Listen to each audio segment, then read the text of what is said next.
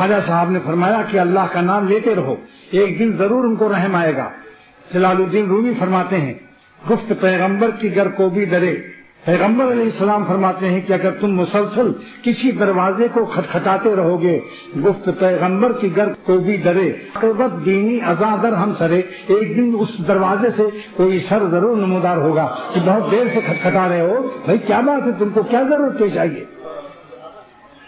عاقبت دینی ازادر ہم سرے، اس دروازے سے کوئی شر نمودار ہوگا، مگر مسلسل کھٹکھٹاتے رہو، مایوس نہ رہو کہ اتنے دن سے کھٹکھٹا رہے ہیں اب تک تو کوئی شر نمودار نہیں ہوا۔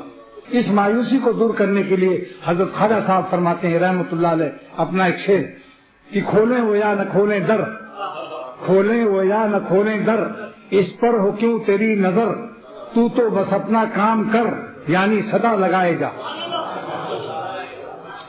کھولیں وہ یا نہ کھولیں در، اس پر ہو کیوں تیری نظر، تو بس اپنا کام کر، یعنی صدا لگائے جا۔ بیٹھے گا چین سے اگر، بیٹھے گا چین سے اگر، کام کے کیا رہیں گے پر، گو نہ نکل سکے مگر، پنجرے میں پھڑپھڑائے جا۔ اگر گناہوں سے آزادی نہیں ملتی تو پھڑپھڑاؤ، تو بے قراری تو دکھاؤ اللہ میاں کو کہ ان کو رحم آ جائے۔ بیٹھے گا چین سے اگر، کام کے کیا رہیں گے پر، گو نہ نکل سکے مگر، پنجرے میں پھڑپھڑائے جا۔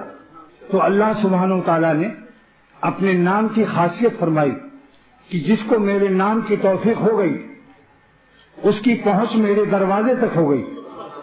شرح مشکات میں دیکھ لو، ملا علی قاری اتنا بڑا محدث لکھ رہا ہے، میں تصوف بلا دلیل نہیں پیش کروں گا، میرا ہر تصوف مدلل بالحدیث یا بے شرح الحدیث، بالقرآن یا بے تفسیر القرآن ہوگا۔